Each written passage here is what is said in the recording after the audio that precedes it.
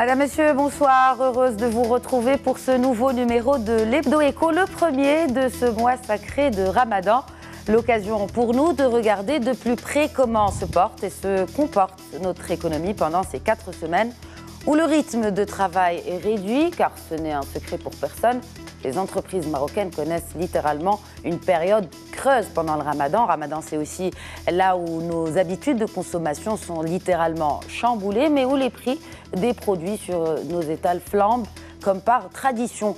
À la veille donc du mois de Ramadan, l'Office national de sécurité sanitaire et alimentaire intensifie les opérations de contrôle.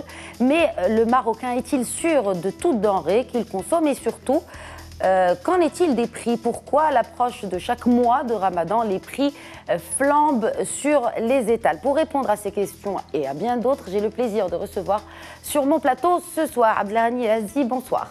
Bonsoir. Alors, vous êtes chef de la division contrôle des produits animaux au sein de l'ONSA, de l'Office national de sécurité sanitaire et alimentaire. Bienvenue à vous.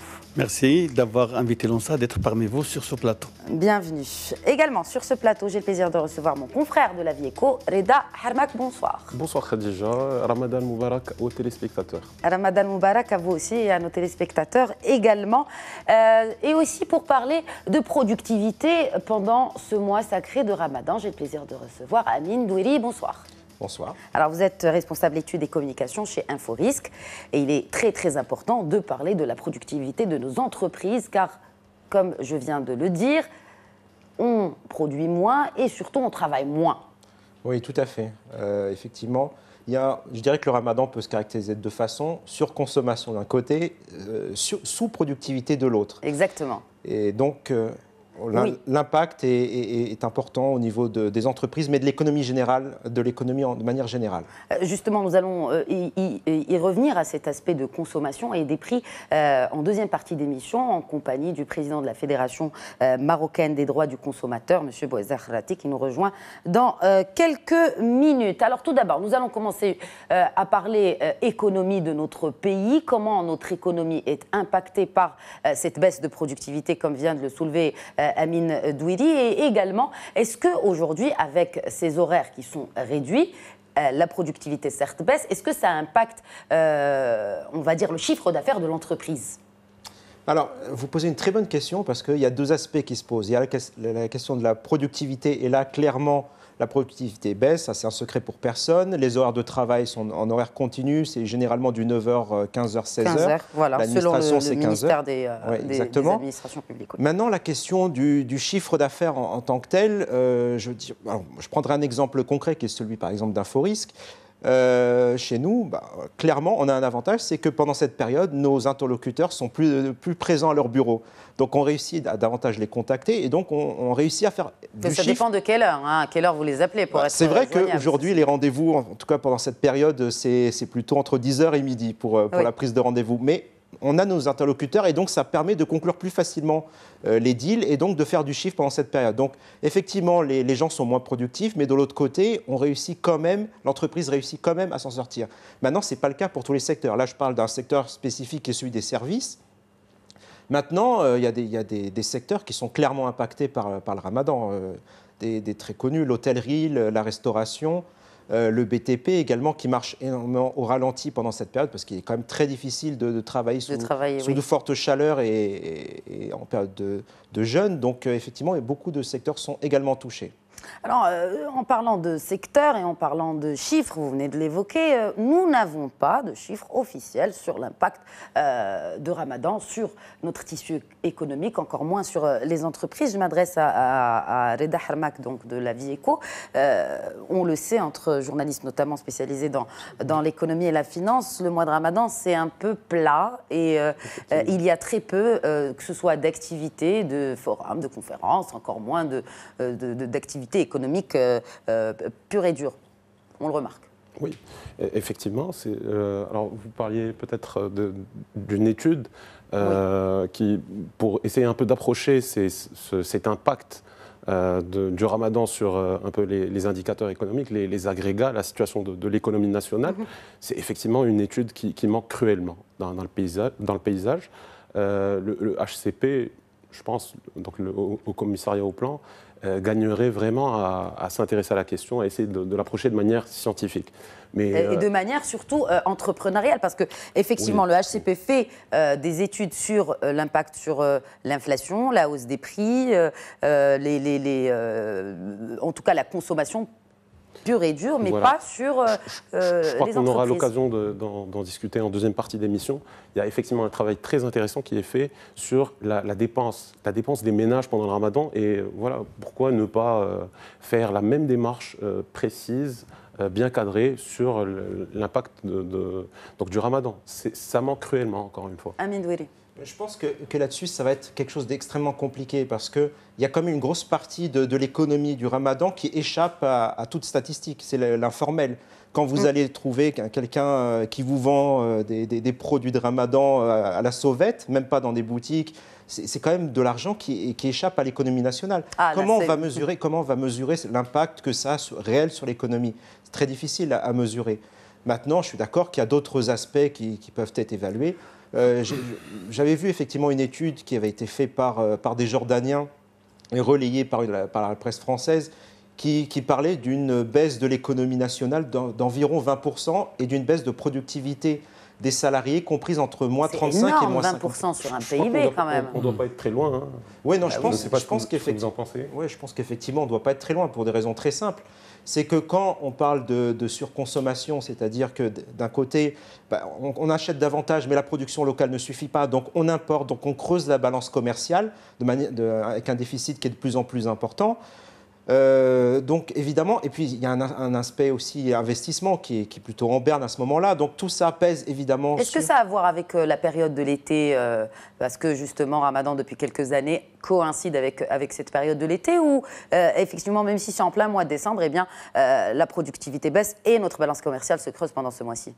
Non, je pense que c'est vraiment lié à la période de Ramadan. C'est-à-dire que la surconsommation est due à cette période-là. Donc l'impact sur l'économie est immédiat, quel que soit le mois. Maintenant, c'est vrai qu'il y a un autre problème qui fait que depuis quelques années, le Ramadan est couplé avec les vacances d'été, ce qui fait que réellement l'activité ne fonctionne à 100% que durant 9 mois sur 12. Et ça, c'est un vrai problème. C'est un vrai problème, en effet. Vous avez évoqué quelque chose de très intéressant en ce qui concerne l'informel, et j'aimerais me tourner vers Abdelghani Azi, qui représente, je rappelle, l'ONSA, l'Office national de sécurité sanitaire et alimentaire. On voit pendant ce mois-ci que beaucoup de personnes, enfin en tout cas tout citoyen lambda, s'autoproclament traiteurs, produisent des produits qui sont largement consommés. Je fais allusion à la shebekia ou en tout cas aux autres produits que l'on consomme sur la table du ftour. Est-ce qu'il y a un contrôle sur ce genre de produits de la part de l'ONSA, justement? Effectivement, il y a un contrôle de la part de l'ONSA pour l'ensemble des produits alimentaires, mais surtout pour le secteur organisé. Il faut d'abord qu'on différencie entre deux choses. Vous avez dit l'informel. L'informel, il échappe à tout contrôle. Et personne ne pourra vous dire qu'il y a un contrôle de l'informel parce que c'est un commerce qui s'installe. Mais qui est là. Enfin, je veux dire, le Marocain consomme. Il y a un contrôle. C'est pourquoi les départements ministériels se réunissent la veille de chaque mois de Ramadan, ou bien pour d'abord coordonner leurs efforts, pour coordonner leurs actions, pour contrôler les produits qui sont mis sur le commerce, et y compris les produits qui sont préparés dans les établissements qui sont agréés par l'ONSA, et aussi les produits importés officiellement, mais il y a aussi un commerce qui est informel à côté. Lorsqu'il y a le passage des commissions provinciales ou bien de contrôle, on saisit tous les produits qui ne répondent pas aux normes, les produits qui ne sont pas exposés dans les conditions de la chaîne de froid. Et donc, il y a des saisies, destruction de produits. Si je vous dis, par exemple, l'année passée, nous avons saisi plus de 300 tonnes de produits alimentaires impropres à la consommation. Et pendant le mois de Ramadan. Pendant le mois de Ramadan, juste pour le mois de Ramadan. Et nous avons fait plus de 800 prélèvements d'échantillons pour des produits douteux au niveau des points de vente. Et à côté de ces saisies et destruction de produits, on dresse des PV qu'on instruit et qu'on transmet au parquet.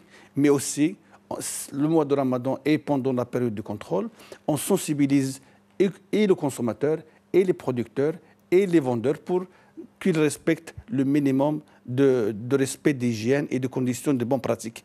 Et je voudrais juste ouvrir une parenthèse pour vous dire que le contrôle fait par l'ONSA, ce n'est pas un contrôle limité au mois de Ramadan et au mois de l'été. Parce que, nous contrôlons durant toute l'année. Pourquoi c'est qu'à cette période-là qu'on a l'impression que le Marocain ne consomme que pendant Ramadan des produits alimentaires? Et c'est là où on voit, que ce soit dans les journaux télévisés, dans la presse en général, que ce soit l'ONSA, mais également le ministère des Affaires publiques qui rassure, on aura assez de nourriture pour tout le monde. On sait qu'on surconsomme, mais pourquoi pendant cette période-là en particulier? Je vous dis pourquoi l'ONSA rassure le consommateur et mobilise ses équipes pendant le mois de Ramadan. Parce que pendant le mois de Ramadan et pendant la saison estivale, il y a une forte demande d'un certain nombre de produits alimentaires, comme vous le savez, comme par exemple pour les produits certains produits végétaux, les jus, et pour les produits animaux, les produits laitiers, les viandes et tout. Ce sont des produits qu'on considère des produits à haut risque, et pour éviter aux consommateurs d'avoir des intoxications ou d'avoir des malaises suite à la consommation de produits dangereux ou bien des produits qui sont... S'il y a ce cas-là, que fait l'ONSA? S'il y a ce cas, normalement... M. Kharati de la Fédération des droits du consommateur va nous rejoindre dans quelques minutes, mais si effectivement il y a un cas d'intoxication, vous faites quoi? C'est très important. Lorsqu'il y a un cas d'intoxication alimentaire, d'abord, il y a une cellule de veille au niveau national qui est pilotée par le ministère de la Santé, et il y a des structures, des cellules de veille au niveau local, et automatiquement, suite à une intoxication alimentaire, il y a le déclenchement de l'enquête.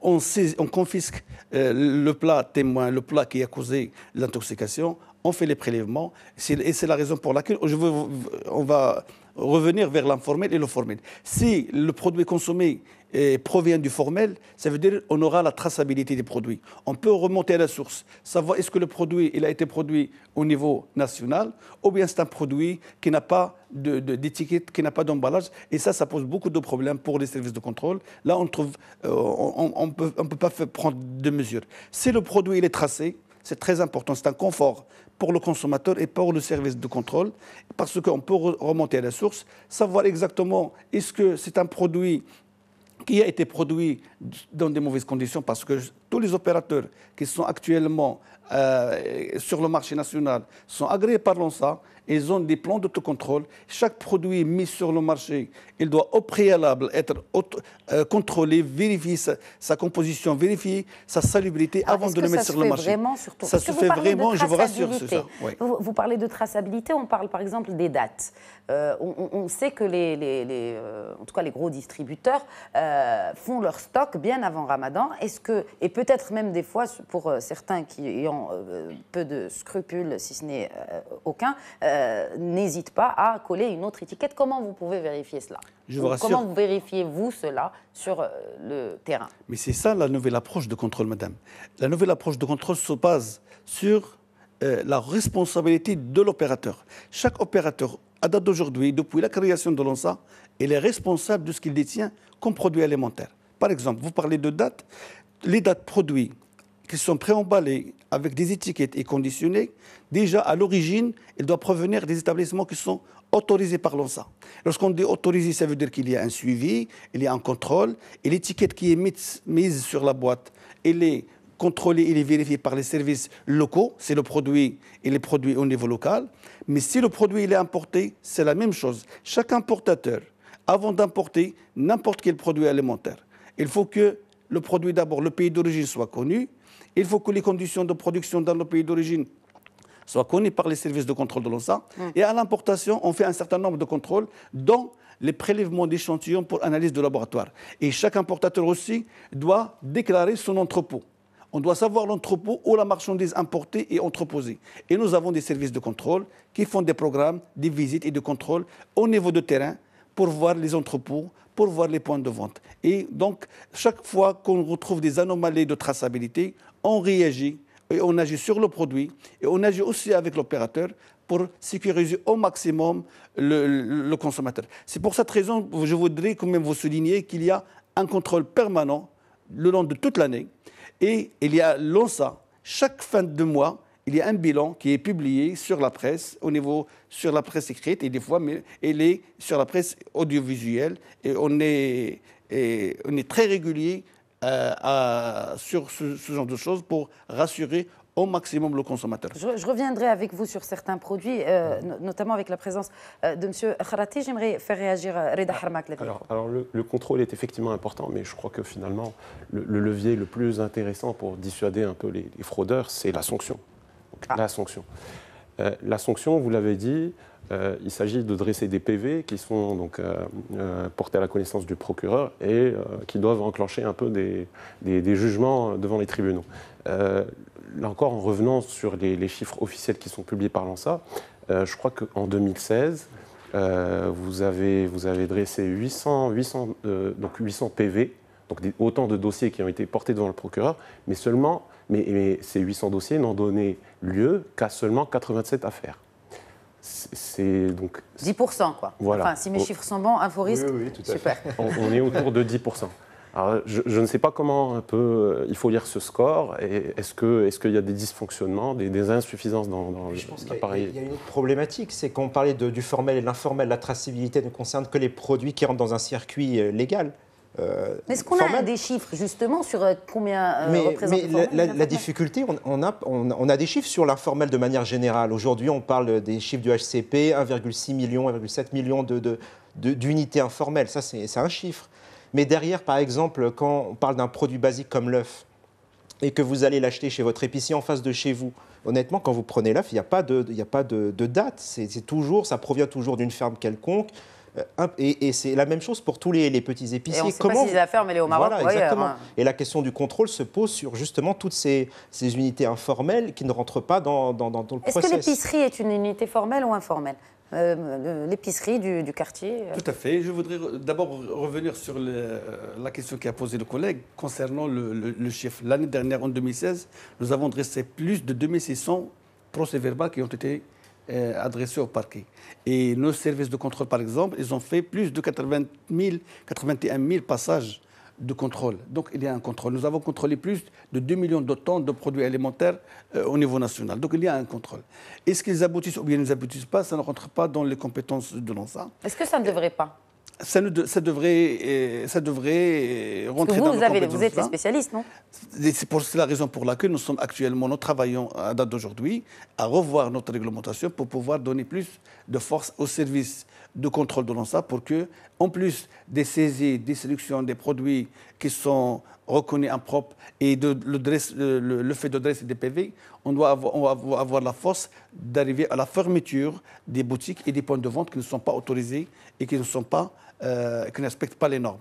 Vous parlez des boutiques, est-ce qu'ils sont du formel ou bien de l'informel? Je parle vraiment des épiceries parce que tout le monde achète de l'épicerie du quartier. Est-ce que ces œufs-là sont contrôlés parce que ça reste un commerce de proximité et qui a sa patente, qui a, j'imagine, toutes ces autorisations? Tout à fait. À date d'aujourd'hui, les points de vente ils doivent être soumis à autorisation d'une commission tripartite composée de l'ANSA, du ministère de la Santé et du BMH qui relève de collectivités locales.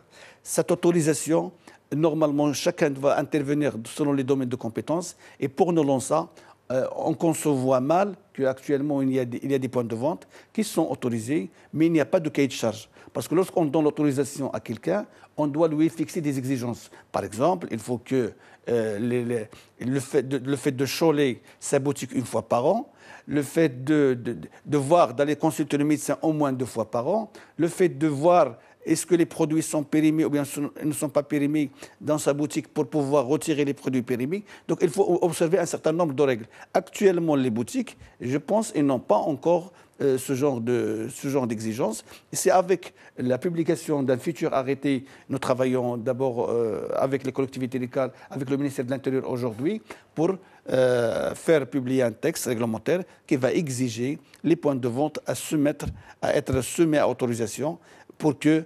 l'épicier connaîtra d'abord les exigences auxquelles qu'il doit respecter. Parce que, comme vous voyez, lorsque un chauffeur brûle le feu rouge, on lui dit « vous avez fait comme une infraction parce qu'il ne devait pas le faire ». Maintenant, c'est la même chose. L'épicier doit connaître ses exigences et pour que lorsque nous allons le contrôler, on doit le contrôler sur la base des exigences de départ. Si c'est respecté, c'est bon. Si ce n'est pas respecté, on va retirer l'autorisation et on va fermer la boutique. Et on doit aboutir à cela. S'agissant toujours de cadre institutionnel, il me semble que le Maroc, à la différence d'autres pays, pour tout ce qui est texte relatif aux produits alimentaires, on a des textes un peu spécifiques qui sont un peu éparpillés, on va dire, alors que d'autres pays ont opté pour, disons, un rassemblement de tous ces textes au niveau du Code de protection du consommateur. Alors, je ne sais pas si c'est finalement quelque chose de contraignant, si ça complique un peu la mission. En tout cas, les juges disent qu'ils s'y perdent un peu. Quand il s'agit de juger une affaire, donc se rapportant à des dysfonctionnements, ils s'y perdent. Effectivement, peut-être je ne suis pas totalement d'accord avec votre proposition, mais je voudrais vous dire une chose, c'est que l'ONSA actuellement, c'est considéré comme l'interlocuteur unique au niveau national et vis-à-vis de nos partenaires étrangers, comme l'interlocuteur unique en matière de sécurité sanitaire des produits alimentaires. Et tout l'arsenal juridique, parce que l'ONSA dispose d'un certain nombre d'arsenal juridiques et l'ensemble des textes qui couvrent l'ensemble des aspects et l'ensemble des produits alimentaires, en passant par les frontières, les laboratoires et les services de contrôle. L'ONSA, je vous dis une chose, c'est que l'ONSA, c'est l'un des rares services publics qui couvre l'ensemble du royaume.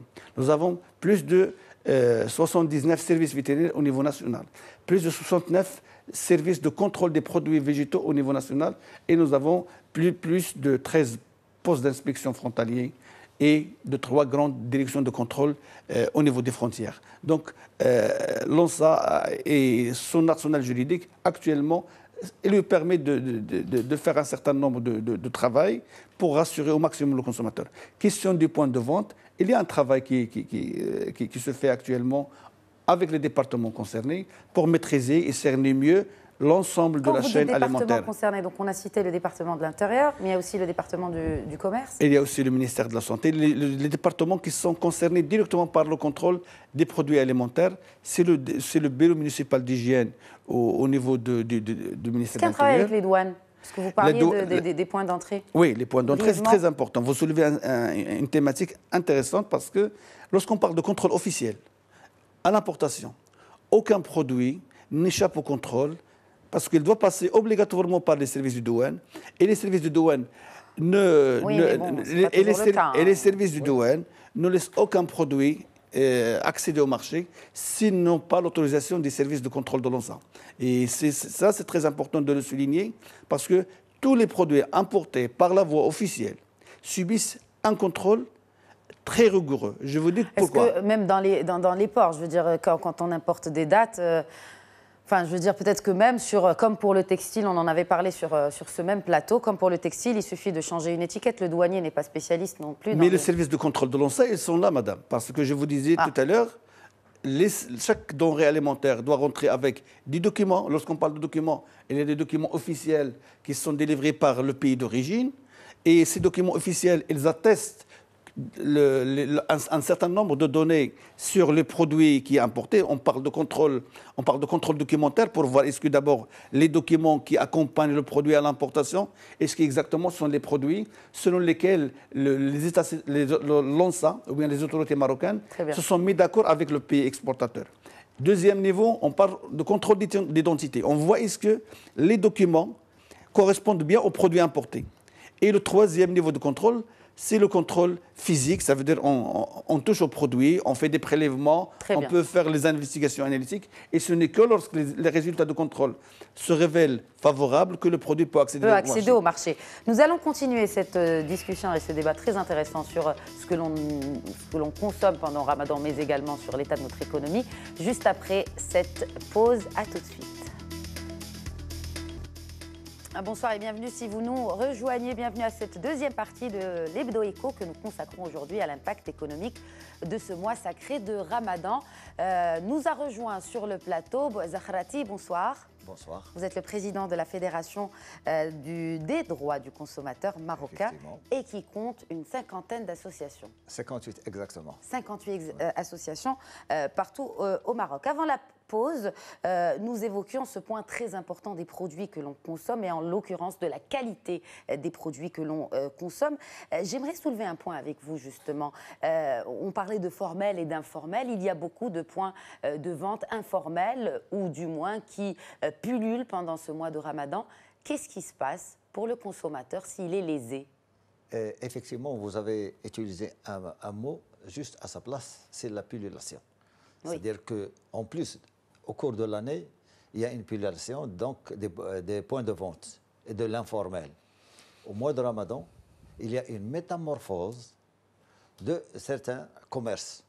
Vous voyez donc un cycliste qui devient un vendeur de shbakia et autres. Oui. Donc, alors, nous, en tant que consommateurs, on ne sait pas à quel sens se vouer. Chez qui il faut consommer. Et lorsqu'on regarde les chiffres de plus près, on constate que pour le consommateur marocain, presque 60% des produits alimentaires qui sont achetés dans l'informel. C'est énorme. Et c'est énorme. 60%. Vous ne trouvez pas un quartier... Imaginez ce qui échappe à l'économie réelle. Oui. Effectivement, il y a un brassage énorme d'argent et malheureusement qui échappe au fisc, en premier lieu, qui échappe au contrôle et qui touche la santé des consommateurs. J'aimerais soulever ce point en parlant d'informel, parce qu'on disait que chaque produit qui est importé, il est soumis à une réglementation très stricte. Oui. Je vais parler de poissons avec vous. Et c'est très important parce que l'on consomme beaucoup de poissons pendant Ramadan. Le mois de Ramadan. Plus que malheureusement, dans les nous autres... avons deux côtes très larges, très poissonneuses. Et le Marocain n'en profite pas. Mais on consomme du poisson qu'on importe. Je parle de poissons asiatiques, je parle de crevettes chinoises.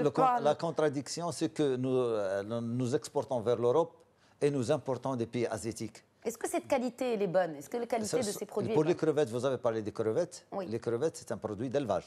Il faut bien le souligner. Mais tout ce qui passe par le secteur formel, il est contrôlé par l'ONSA. Nous pouvons en témoigner. Mais tout ce qui passe... la qualité. La qualité et la sécurité. La qualité et la sécurité. Mais il y a une différence entre les deux, messieurs. Oui, et je vais bien la préciser. C'est-à-dire que nous avons deux départements actuellement au Maroc. Vous avez le département de l'agriculture, donc l'ONSA est l'organe régalien pour le contrôle, et vous avez le ministère du Commerce et d'Industrie qui a une direction de la qualité.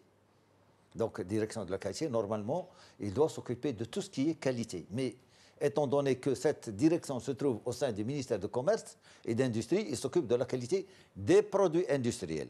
Le ministère de l'Agriculture, avant 2010, avant la création de l'ONSA, il y avait une direction de la répression des fraudes. Donc, qui dit fraude, dit qualité. Parce que la fraude, elle est avant tout économique. On peut avoir du lait. Si on ajoute de l'eau potable, il ne touche en rien à la santé de l'homme. Mais si on ajoute, mais au point de vue économique, vous avez la fraude, vous allez vendre de l'eau à un consommateur. C'est pour cela qu'en France, malheureusement, toujours on se réfère à la France, d'ailleurs on parle français, c'est la fraude, tout ce qui est contrôle de fraude, relève du ministère des Finances. Et c'est logique. Oui. C'est tout à fait logique. Et pour le lait on contrôle pour la qualité, par exemple, la qualité du lait. S'il y a des fraudes, il y a un contrôle. Nous avons des plans au niveau national. J'ai donné comme exemple. Nous avons un plan national de contrôle de tous les produits alimentaires. Et Saharati, peut-être, il le sait. Et vous collaborez, j'imagine, on collabore étroitement. Tout à fait, oui. Avec l'ONSA. Il y a un contrôle de la qualité. C'est un produit qui ne respecte pas les qualités telles qu'elles sont fixées par la réglementation.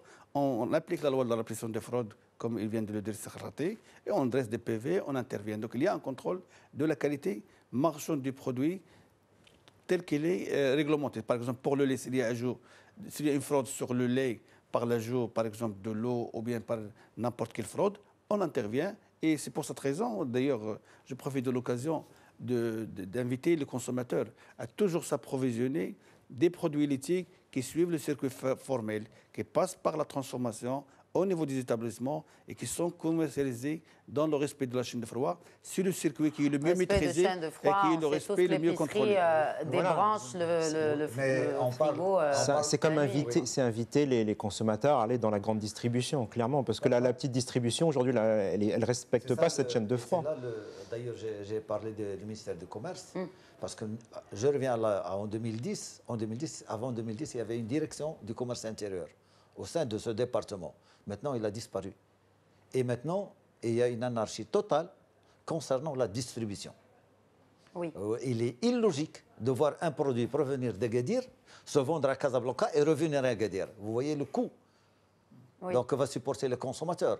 C'est pour cela, nous, en tant que fédération, nous avons demandé, nous le demandons toujours, c'est que chaque région, nous avons 12 régions au Royaume, donc chaque région ait donc, sa plateforme de distribution. Pourquoi? Ça ouvre aussi la voie aux intermédiaires entre les grossistes et... Ça limite lorsqu'on a non, des... je veux dire, oui, voilà. cette anarchie... Cette anarchie, parce qu'actuellement, il y a une anarchie dont les pots cassés sont payés malheureusement par le consommateur, et ceux qui en profitent, c'est donc les marchands, qu'on dit ambulants, qu'on dit secteur informel. Au contraire, c'est un secteur très formel. En interne, il est bien organisé. Vous ne pouvez jamais aller vendre dans une rue votre marchandise, parce que les carreaux sont distribués, il y a une hiérarchie, et tout est connu. C'est-à-dire les autorités locales, ils savent ce qui se passe. Le malheur, c'est que nous avons toujours un problème d'un rapport. C'est ce que j'appelle souvent le S sur S. Le S sanitaire sur le S social. Et tant que le S social, nous demandons que le S social et le S sanitaire soient égal à 1, l'équilibre. Mais malheureusement, le S social prime et par conséquent, le rapport diminue. Et c'est au dépend de la santé du consommateur et le prix à payer. Ce n'est pas dans 5 ans, dans 10 ans, c'est la santé du citoyen.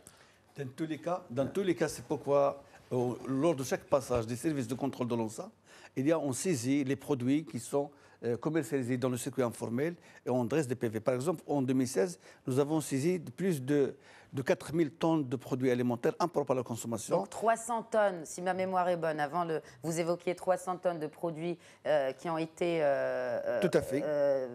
En tout cas saisis dans le circuit formel. Tout à fait. 4000 sur le circuit informel, c'est dire la quantité quand même. Oui, c'est des produits saisis parce qu'ils sont commercialisés sans le respect de la chaîne de froid, ou bien c'est des produits d'origine inconnue. Attention. Et c'est surtout pour protéger au maximum les consommateurs. Lorsque vous dites qu'ils ont saisi dans le secteur informel, ça veut dire qu'il y a contrôle du circuit informel. Alors, il n'y a pas de contrôle dans le circuit informel. Non, lorsqu'il y a un passage en commission mixte, parce que la commission mixte locale... Excusez-moi, je reviens. Les commissions mixtes, ils ne contrôlent que les lieux, le secteur organisé. Jotia, le Ferracha, ils ne sont pas passibles du contrôle et il pourrait le dire. Oui. Et c'est ça le grand problème. Et puisque 60% des produits alimentaires y passent, donc le consommateur n'est pas protégé. Il faut trouver une solution. Oui. Parce que si le consommateur est lésé, il ne peut rien faire. Il ne peut rien faire. Mais je voudrais juste aussi peut-être rectifier une chose, c'est que lors du mois de Ramadan, bien la saison estivale, au niveau local à Sibajza, il y a toujours un contrôle renforcé et la commission mixte touche à tous les secteurs, y compris l'informel. Par exemple, pour l'ONSA, il a un avis sur l'informel. Lorsqu'il trouve un produit dans l'informel, lorsqu'il est devant la commission, pour nous, l'ONSA, ce sont des produits dangereux qu'il faut saisir et retirer du marché. Amine Diouri, peut-être que vous vouliez réagir sur ce qui vient d'être dit. Non, moi j'écoute en tant que consommateur justement avec grand intérêt ce que je ne savais pas nécessairement. Maintenant, il est vrai qu'on parle beaucoup de contrôle, de sanctions, mais moi, ce que je vois de tous les jours, c'est des unités informelles qui pullulent justement, qui vendent leurs produits de manière régulière. Il ne faut pas attendre le Ramadan justement pour accroître ces contrôles. Et je me rends compte que, il n'y a pas réellement de sanctions. Je ne les vois pas disparaître, par exemple. Je vois augmenter leur nombre en volume, et c'est un vrai problème. Ça, autrement, l'ONSA, il contrôle tout ce qui est formel. Tout ce qui est formel, ça c'est sûr, il est contrôlé. Mais lorsqu'il y a des commissions mixtes... Ah voilà, c'est ça. Très bonne question de mon confrère Reda Harba. Quand c'est informel, ça relève de qui? L'informel se divise en deux. Vous avez l'informel tel que les unités qui travaillent dans l'informel, lorsqu'ils sont découvertes, donc c'est l'ONSA qui doit intervenir. Donc il doit sanctionner. Il a le pouvoir régalien, il doit sanctionner. Mais l'informel au niveau des points de vente, normalement, ça relève des autorités locales parce que personne ne doit commercer en dehors des locaux qui sont définis à cette fonction. Et d'ailleurs, les conseils communaux, ils donnent par la police administrative, ils donnent les autorisations d'exercer. Et celui qui vont donc sur un trottoir ou dans une jotia, et donc il travaille dans l'informel. Qui se transforment en pâtisserie pendant le mois de Ramadan. C'est la mutation que j'ai dit. La mutation. Le problème, c'est qu'on voit que depuis des années, les unités informelles, le nombre augmente de manière considérable. On voit que de plus en plus d'entreprises préfèrent quitter le formel justement à cause des questions de fiscalité pour devenir informelles, justement essayer d'échapper au radar de la DGI. Donc on a de plus en plus... Parce que le cadre législatif et réglementaire ne touche pas beaucoup au niveau du point de vente. Et actuellement, beaucoup, si vous voyez de l'informel qui se développe, c'est parce qu'il n'y a pas un texte qui fixe les exigences sanitaires auxquelles doivent répondre les points de vente. Et c'est un texte qui est prévu par la loi sur la sécurité sanitaire des produits alimentaires et sur lequel travaille actuellement avec les départements concernés pour que normalement ce texte voit le jour. Et une fois le texte verra le jour, on aura par exemple des points de vente qui ne peuvent s'ouvrir, qui ne peuvent commencer leur activité que lorsqu'ils seront autorisés suite à une visite d'une commission mixte composée par des services techniques représentant l'ONSA, le ministère de la Santé et le bureau municipal d'hygiène. Ça, c'est très important. Actuellement, nous sommes le consommateur, il doit attendre jusqu'à la formation de cette commission. Enfin, en tout cas, déjà la loi et par la suite la je vais vous dire, madame, si vous le permettez... C'est chaque année qu'on parle de ça. Ça va être vraiment très difficile. Et je vais donner l'exemple de l'ONSA. Quand l'ONSA, il voulait faire connaître le nombre de boulangeries qu'il y a au Maroc. Oui. Donc, ils ont essayé uniquement pour connaître le nombre. Vous savez, il y avait une levée de bouclier de la part de 4 ministres qui sont intervenus sur le directeur de l'ONSA pour arrêter uniquement cette enquête. Ce n'était pas le contrôle, uniquement pour connaître. C'est pour ça qu'on manque de chiffres. On parlait d'un manque de chiffres d'activité pendant Ramadan. On ne peut rien faire dans la protection des consommateurs sans la participation de 4 opérateurs. Le premier opérateur, donc, c'est l'opérateur économique. C'est le professionnel. Il doit être conscient que le consommateur marocain doit être protégé. Le deuxième élément, c'est l'administration. L'administration doit être plus forte que l'opérateur. Dans le cas inverse, il ne va rien faire. C'est question de rapport de force. Malgré qu'il y ait les lois, il ne faut pas qu'il y ait de coups de téléphone ni d'intervention. Il faut que les administrations... Volonté politique. Oui, volonté politique. Il faut que les administrations telles que l'ONSA doivent travailler librement, comme travaillent librement les institutions similaires dans d'autres pays. Troisièmement, il y a le consommateur. Le consommateur lui-même qui va acheter donc les denrées alimentaires telles que les fromages, le lait, les poissons, les viandes dans les jotias, sachant bien qu'ils ne respectent pas la température adéquate. Ça coûte moins cher, monsieur Khalati. Je vais vous parler du coût. Non. Attendez, madame, c'est pas question de prix. C'est pas question de prix. Il faut que le consommateur sache en achetant, parce qu'il va payer plus en allant chez le médecin. Oui, mais ceci étant dit, que je termine. Il y a le quatrième élément. Sur ce point, oui, il y a le quatrième élément qui est très important. Et on ne peut pas faire de protection de consommateur sans le quatrième élément. Lequel? C'est vous, madame. Tout à fait, oui. C'est la presse. D'où cette émission ce soir. Voilà. Tout à fait. Donc vous avez réalisé ce que nous souhaitons. Et notre souhait, c'est avoir un ministère de consommation. Un ministère de la consommation. Ah oui, un ministère de la consommation. Vous ne trouvez pas qu'on a assez de ministères là? Non, c'est un ministère qui va grouper plusieurs ministères. Et nous n'allons pas faire l'exception parce qu'il y a d'autres pays qui ont le ministère de la consommation. Il y a même certains pays qui ont le ministère pour la défense du consommateur. Oui. Donc, ne restons pas les bras croisés en attendant Godot.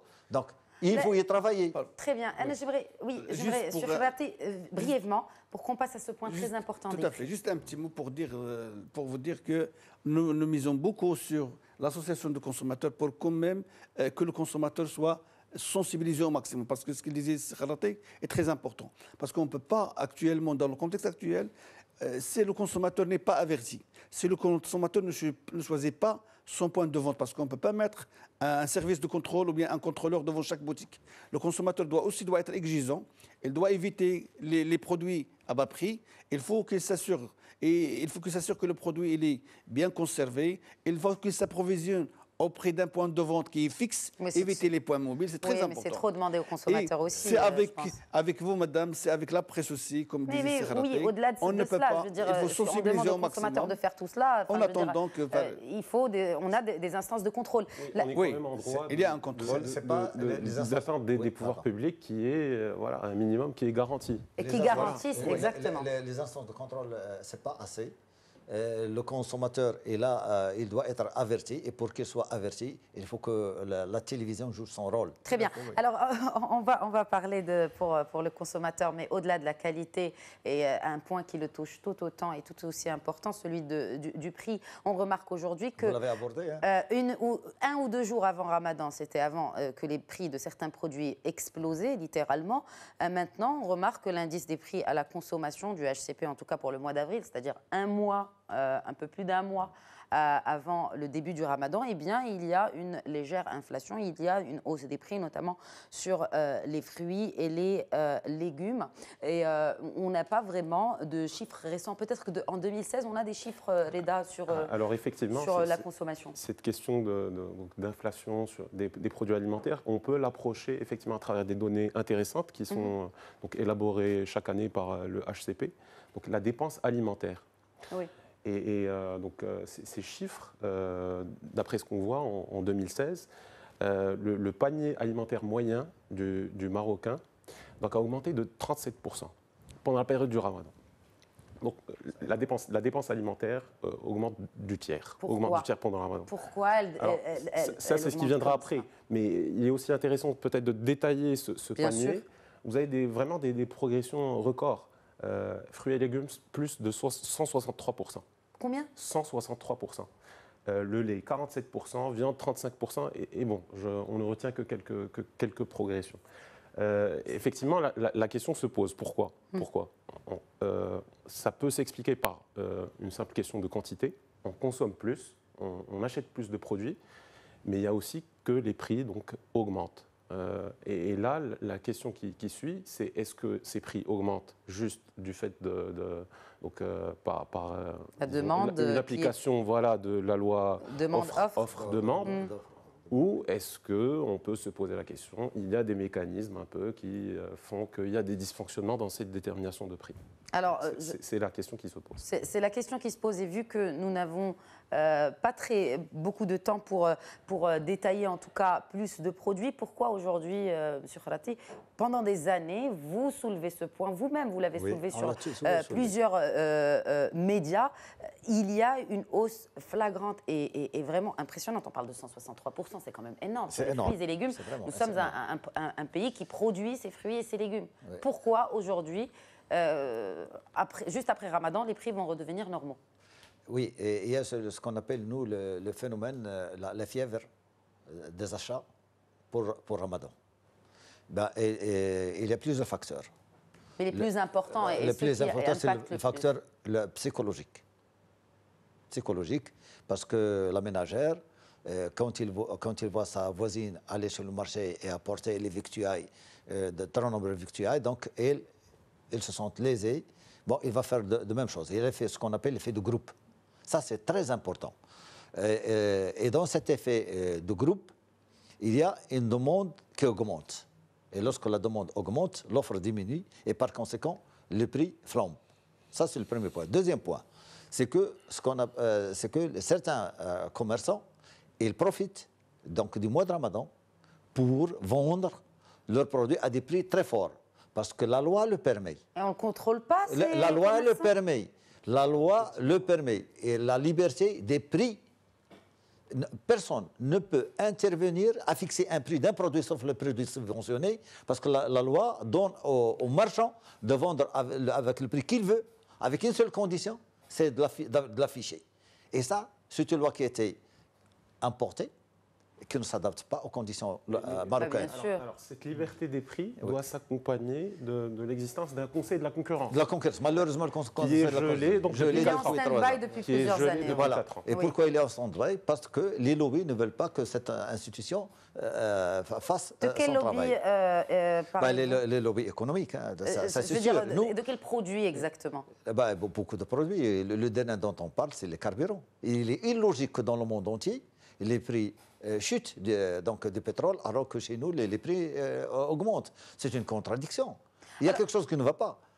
Eh oui, c'est vrai, il y a quelque chose qui ne va pas. Certainement, il y a quelque chose qui ne va S'il y pas. avait le conseil de la concurrence. On parle certainement de la même chose chaque année surtout, et qui affecte notre balance commerciale. Vous en parliez au début, nous important beaucoup. C'est-à-dire que même ces produits qui sont vendus plus cher sont importés à un prix.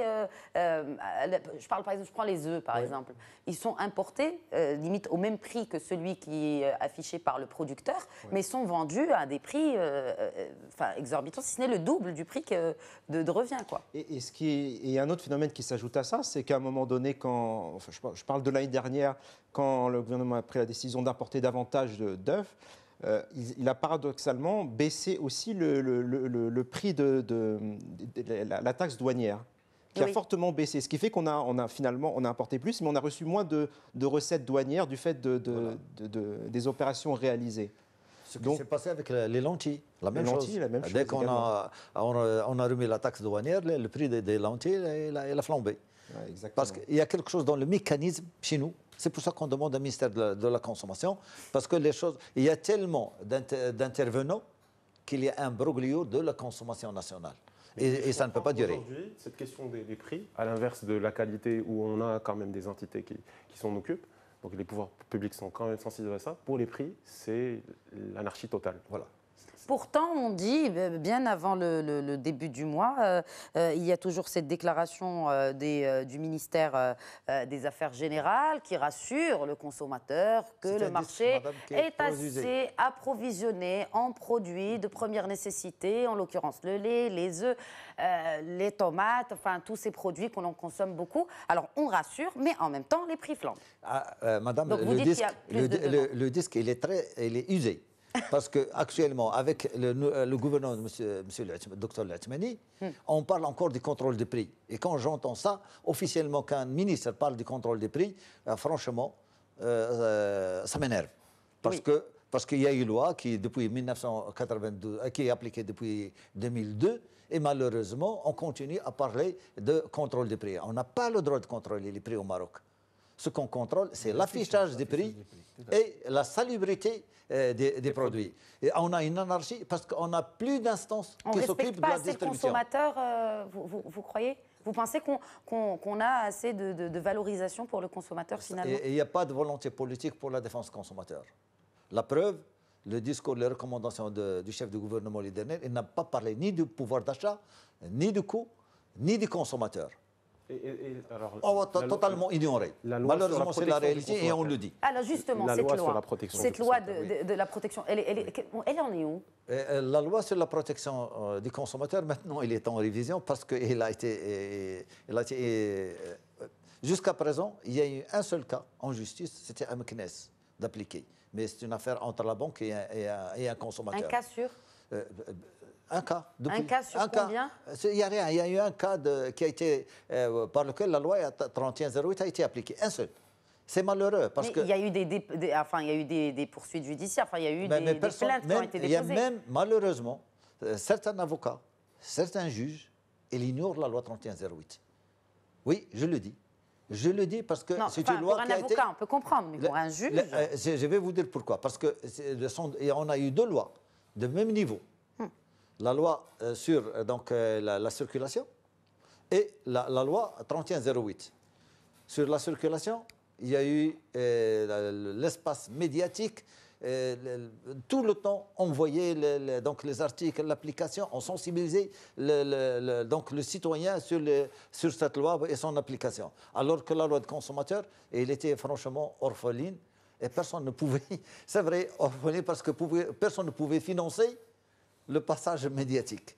alors que l'autre, ils ont donc l'association qui s'occupe donc de prévention de la circulation, qui a un budget, qui est alloué, et il y a tant de trucs pour pouvoir répondre. Et on s'est trouvé, nous, en tant que défenseurs de consommateurs, tout le monde nous parle de lois qui existent, malheureusement, il n'est pas appliqué ni applicable, et en plus, c'est le pire. Et ça fait 10 ans maintenant, nous sommes en 2017. Et en 2008, Sa Majesté, il avait parlé donc pour que l'ancien gouvernement fasse que le Maroc ait sa charte de consommateur. Moudouanat al-Mustahlik. Et on l'attend toujours. On l'attend toujours. Personne n'en parle. Parce qu'après le discours royal, le gouvernement s'est précipité pour faire revivre donc, le projet de la loi 280000 qui s'est transformé en loi 3108, qui a fait, tenez-vous bien, la loi sur la protection des consommateurs, cette fameuse loi qui est maintenant inapplicable. Il a fait 11 ans dans les dédales du secrétariat général du gouvernement. C'est suite au discours royal en 2008, il a fait 3 ans au niveau de la première chambre du Parlement. 3 ans. Il a fait 3 mois au niveau de la deuxième chambre.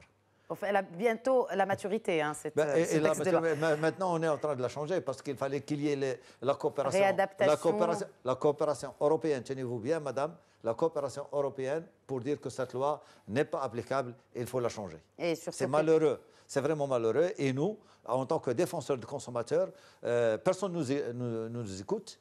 Vous êtes là et on vous écoute et on vous regarde. Merci beaucoup. Et ça, on remercie toujours D1TV pour cette ouverture. Merci. Bien qu'il y a des handicaps, mais ça, ce n'est pas un problème. Le fait qu'on est là, nous vous souhaitons d'abord Ramadan Mbarouk à vous et aux téléspectateurs de Midi 1 TV. Merci. Et sur ces vœux de M. Khrati, cette discussion touche à sa fin. Merci, messieurs, d'avoir accepté l'invitation de l'Hebdo Écho.